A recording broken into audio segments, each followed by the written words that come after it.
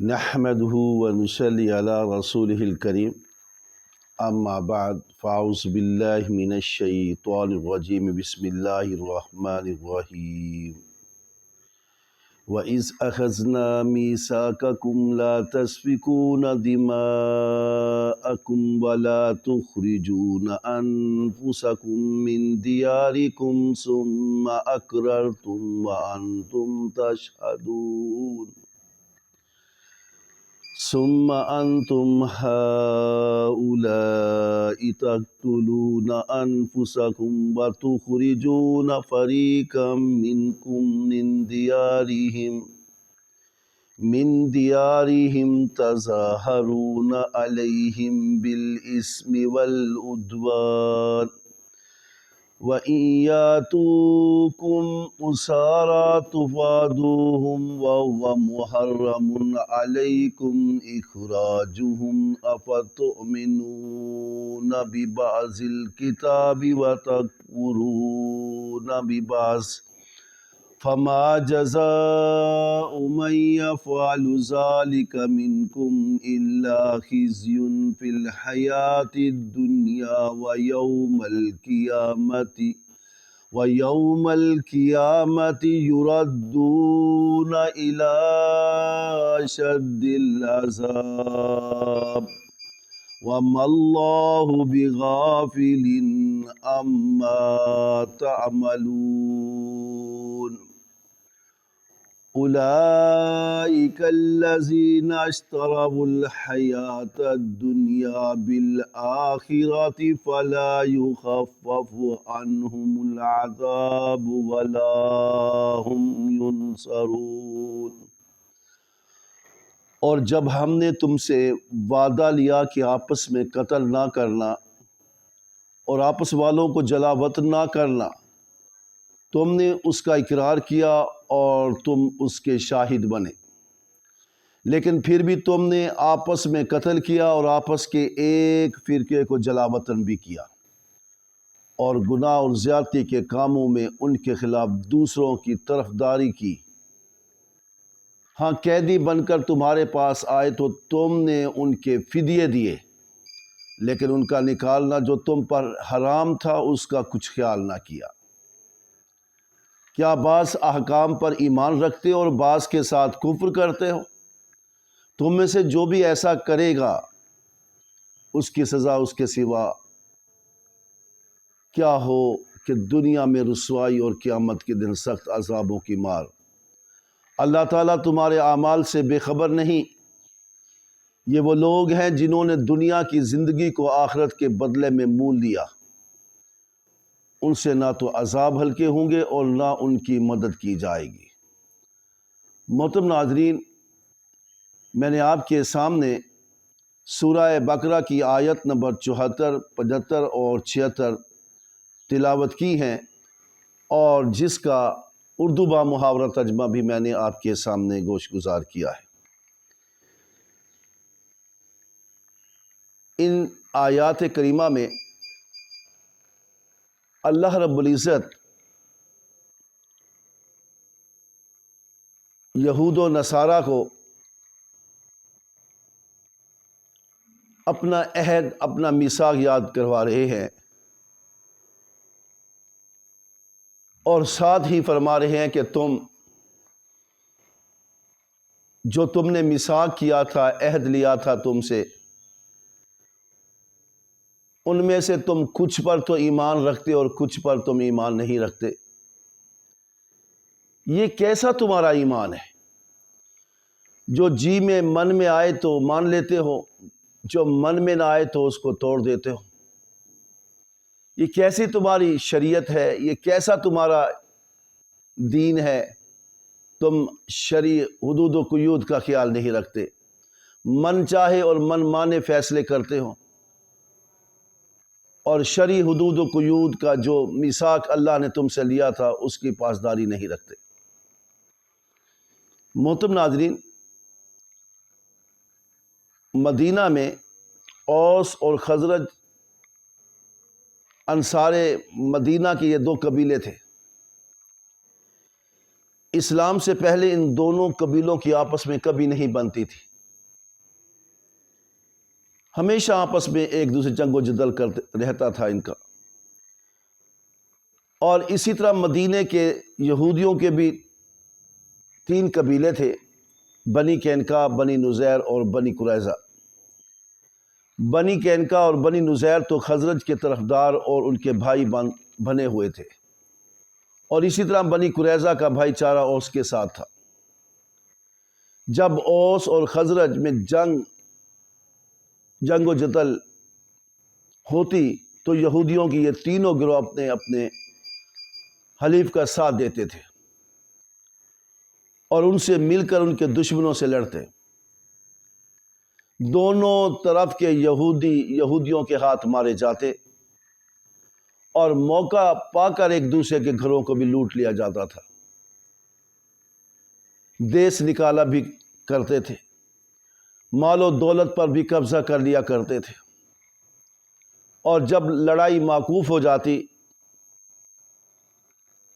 تو مغلوب فریق کے قیدیوں کا فدیہ دے کر چھڑوا لیتے تھے اور کہتے ہیں کہ ہمیں اللہ کا حکم ہے کہ ہم میں سے جب بھی کوئی قید ہو جائے تو ہم فدیہ دے کر چھڑا لیں گے۔ اس پر جناب باری تعالیٰ نے فرمایا کہ اس کی کیا وجہ ہے کہ میرے اس ایک حکم کو تو تم نے مان لیا، قیدیوں کو چھڑا لیا، لیکن میں نے کہا تھا کہ آپس میں کسی کو قتل نہیں کرنا، کسی کو گھر سے نہیں نکالنا، اور قتل اور کرنے اور گھر سے نکالنے، دیس نکالا میں کسی کی مدد نہیں کرنی۔ تم نے وہ تینوں کام شریعت کے مطابق نہیں کیے جو تم سے میثاق لیا گیا تھا۔ چوتھا حکم جو تمہیں کہا گیا تھا کہ فدیہ دے کر قیدیوں کو چھڑوا لیا کرو، تم نے وہ کیا۔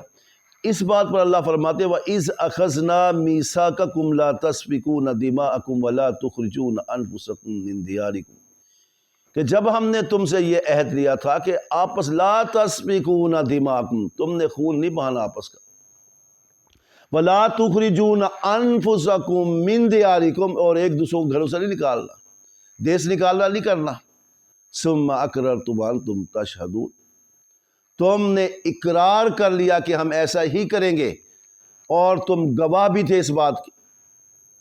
ثم انتم ہؤلاء تقتلون انفسکم وَتُخْرِجُونَ فَرِيقًا مِّنكُم مِّن دِيَارِهِمْ، حالانکہ اقرار کرنے کے باوجود، گواہ ہونے کے باوجود تم نے پھر وہی کام شروع کر دیے، آپس میں ایک دوسرے کا قتل شروع کر دیا اور ایک دوسرے کو گھروں سے نکالنا شروع کر دیا۔ تظاہرون علیہم بالاسم والعدوان، تم نے گناہ اور ظلم و ستم پر ایک دوسرے کی مدد کی ہے، زیادتی کی ہے تم نے۔ وَإِن يَأْتُوكُمْ أُسَارَىٰ، اب دیکھیں قتل کرنے سے منع کیا، تم نے قتل کر دیا ایک دوسرے کا۔ تمہیں کہا گیا تھا کہ دیس نکالا نہیں کرنا، گھروں سے کسی کو نہیں نکالنا، بے گھر کسی کو نہیں کرنا، تم نے وہ بھی کر دیا۔ تم نے ظلم و زیادتی میں ایک دوسرے کا ساتھ دیا۔ اب ایک بات تم سے کہی تھی کہ وَإِن يَأْتُوكُمْ أُسَارَىٰ تُفَادُوهُمْ وَهُوَ مُحَرَّمٌ عَلَيْكُمْ إِخْرَاجُهُمْ، وَإِن يَأْتُوكُمْ أُسَارَىٰ، اگر تمہارے پاس قیدی آتے ہیں تُفَادُوهُمْ وَهُوَ مُحَرَّمٌ عَلَيْكُمْ، اور تم ان کا فدیہ دو، حالانکہ وَهُوَ مُحَرَّمٌ عَلَيْكُمْ إِخْرَاجُهُمْ، حالانکہ ان کا دیس نکالا، دیس سے بے دیس کرنا یہ تم پر حرام تھا۔ اب ایسا ہوتا کہ اوس اور خزرج کی آپس میں لڑائیاں پڑ جاتی، جو اوس کا حلیف قبیلہ بنی قریظہ تھا اور خزرج کا بنو قینقاع اور بنو نذیر تھا، یہ ایک دوسرے کے حلیف کے ساتھ مل کر اپنے یہودیوں کو مارتے تھے۔ جب ان میں سے قید ہو جاتا تو یہ مغلوب قبیلے کے یہودیوں کو یہ فدیہ دے کر چھڑا لیا کرتے تھے۔ تو اللہ رب العزت نے فرمایا کہ یہ کیسا تمہارا دین ہے، کچھ پر تو تم ایمان لاتے ہو اور کچھ کا تم انکار کر دیتے ہو۔ جو تمہارے دل میں آتا ہے، جو تمہیں بھلا لگتا ہے، جو تمہیں اچھا لگتا ہے، جس پر تمہارا جی چاہتا ہے، اس پر تم ایمان لے آتے ہو، اور جو دل نہیں چاہتا، دل نہیں بھرتا، من مانے اور من چاہے احکامات مانتے بھی ہو اور کسی کا انکار بھی کر دیتے ہو۔ تو اللہ رب العزت نے فرمایا افتؤمنون ببعض الکتاب وتکفرون ببعض، تم کچھ پر تو ایمان لاتے ہو اور کچھ کا انکار کر دیتے ہو۔ فما جزاء من یفعل ذلک منکم، پھر تم میں سے اس کی سزا کیا ہونی چاہیے؟ الا خزی فی الحیات الدنیا، پھر دنیا میں تمہاری رسوائی ہوگی۔ وَيَوْمَ الْقِيَامَةِ يُرَدُّونَ إِلَىٰ أَشَدِّ الْعَذَابِ، قیامت کے دن تمہیں سخت ترین عذاب کی طرف لے جایا جائے گا۔ دنیا بھی تمہاری خراب، آخرت بھی تمہاری خراب۔ یہ کیوں وجہ بنی؟ یہ صرف یہی وجہ بنی کہ تم نے کچھ پر تو ایمان لائے اور کچھ پر تم نے ایمان نہیں لائے، اور اس کا رزلٹ یہ نکلا دنیا بھی تمہاری خراب۔ خزی فی الحیات الدنیا الا خزی فی الحیات الدنیا من یفعل ذلک منکم، جو تم میں سے ایسا کرے گا تو اللہ فرماتا ہے فما جزاء من یفعل ذلک منکم، کیا بدلہ ہے، کیا سزا ہے، کیا سزا ہونی چاہیے اس کی جو ایسا کرے؟ الا خزی فی الحیات الدنیا، سوائے اس کے نہیں مگر دنیا کی زندگی میں رسوائی اٹھانا پڑے گی۔ ایسا ہوا، یہ ذلیل و خوار ہوئے، انہیں کلے چھوڑنے پڑے، یہ دیس سے بد دیس ہوئے، دیس نکالا انہیں کیا گیا۔ وَيَوْمَ الْقِيَامَةِ يُرَدُّونَ إِلَىٰ أَشَدِّ الْعَذَابِ، ابھی صرف یہ سزا یہاں تک نہیں رکی کہ دنیا میں ان کو گھروں سے نکال دیا گیا، ان کے کلے مسمار کر دی گئے، ان کے کھیتیاں کھلیان ان کے قبضے میں نہ رہی، ان کی جائیدادیں ان کے قبضے میں نہ رہی، ان کی شاہی ان کے قبضے میں نہ رہی، بلکہ ابھی اللہ فرماتے ہیں وَيَوْمَ الْقِيَامَةِ يُرَدُّونَ إِلَىٰ أَشَدِّ الْعَذَابِ، قیامت میں تو بڑے سخت عذاب کی طرف یہ لٹائے جائیں گے۔ وَمَا اللَّهُ بِغَافِلٍ عَمَّا تَعْمَلُونَ، اللہ تعالیٰ جو تم کرتے ہو اس سے غافل نہیں ہے۔ اب اللہ تعالیٰ ان کو یہ یاد کرا رہے ہیں کہ بتائیں تمہاری دنیا خراب ہوئی، تمہاری آخرت بھی خراب ہو گئی، تمہیں ملا کیا ہے نافرمانی کرنے سے، اللہ کے احکامات کی سے روگردانی کرنے سے تمہیں ملا کیا ہے؟ ہاں اگر تمہیں کوئی اس کا بہتر نعم البدل ملتا، اچھا ملتا، تم رسوا ہوئے دنیا میں، تم ذلیل و خوار ہوئے دنیا میں، تم دیس سے نکالے گئے، تم بے عزت کیے گئے، تمہاری جائیدادیں ضبط کی گئیں، ان پر قبضہ کیا گیا، اور مسلمانوں نے تمہارے ساتھ جہاد کیا، تمہیں دیس سے نکال دیا، تمہیں اپنے کرتوتوں کی بھگتنی پڑی۔ پھر یہاں تک بھی نہیں ہے، پھر جب اللہ کے پاس جاؤ گے اللہ فرماتے ہیں وَيَوْمَ الْقِيَامَةِ، اور قیامت کے يُرَدُّونَ إِلَىٰ أَشَدِّ الْعَذَابِ، انہیں سخت ترین عذاب کی طرف لٹایا جائے گا۔ اور اللہ رب العزت فرماتے وَمَا اللَّهُ بِغَافِلٍ عَمَّا تَعْمَلُونَ، اللہ تعالیٰ جو تم کرتے اس سے غافل نہیں ہے۔ ہمیں بھی یہی حکم ہے، یہ جو حکم، یہ جو قرآن مجید میں اللہ رب العزت یہود و نصارہ کو ان کے کرتوتوں کی وجہ سے، بدعمالیوں کی وجہ سے، بد تہذیبی اور بدتمیزی کی وجہ سے، اللہ کی نافرمانی کی وجہ سے جو اللہ نے ان کی دنیا بھی رسوا کی اور آخرت میں بھی انہیں عذاب ملے گا، ہمیں بھی، ہمارے لیے بھی یہ لمحہ فکرہ ہے کہ ہم بھی اپنی دنیا کو سنبھال لیں، اپنی آخرت کو سنبھال لیں۔ اولئک الذین اشتروا الحیاۃ الدنیا بالآخرہ، یہی لوگ ہیں جنہوں نے دنیا کی زندگی کو آخرت کے بدلے میں خرید لیا تھا۔ وہ تو نہ تو دنیا رہی نہ ہی آخرت رہی، دنیا میں بھی رسوائی، آخرت میں بھی رسوائی اور ذلیل و خوار ہونا پڑا۔ فلا یخفف عنہم العذاب ولا هم ینصرون، اللہ فرماتے ہیں ان پر عذاب بھی کم نہیں ہوگا اور ان کی مدد بھی نہیں کی جائے گی۔ تو محترم ساتھیوں، محترم ناظرین، ہمیں چاہیے ہم ان آیات کریمہ سے سبق سیکھیں، ہم یہود و نصارہ کی بدعمالیوں پر، ان کی سزا سے، ان کے انجام سے ہمیں یہ سبق ملتا ہے کہ اب ہمارے پاس زندگی ہے، وقت ہے، اللہ نے حیات دی ہے، اللہ نے ہمیں بھی شاہی دی ہے، اللہ نے ہمیں آل اولاد دی ہے، مال و متاع دیا ہے، ہم ہنستے بستے گھرانے والے ہیں۔ ہمیں اسلام کے مطابق اپنی دنیا بسر کرنی چاہیے تاکہ ہماری دنیا بھی بہتر طریقے سے گزر سکے۔ محترم ناظرین، جب ہم اسلام کے مطابق اپنی دنیا گزارتے ہیں تو سب سے بہتر دنیا گزرتی ہے۔ یہ ایسا نہیں ہے کہ آپ اسلام کے مطابق دنیا گزاریں گے تو دنیا میں ہم رسوا ہو جائیں گے، نہیں۔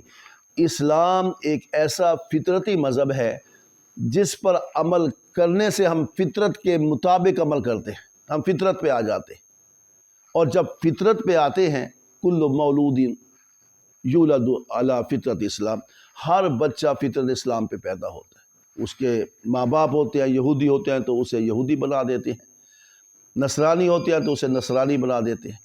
اب ہمیں چاہیے کہ اس دنیا کو اگر ہم نے بہتر بنانا ہے تو اللہ اور اس کے رسول سے بہتر کوئی نہیں جانتا، اور اللہ اور اس کے رسول نے اس دنیا کو گزارنے کے جو ہمیں طریقہ، جو شیڈول، جو ضابطۂ حیات ہمیں سونپا ہے، ہمیں اس پہ عمل کرنا چاہیے۔ ہماری دنیا میں بھی ہم سرخرو ہو جائیں گے اور آخرت بھی ہمارا انجام خیر ہو جائے گا۔ آخر دعوانا ان الحمدللہ رب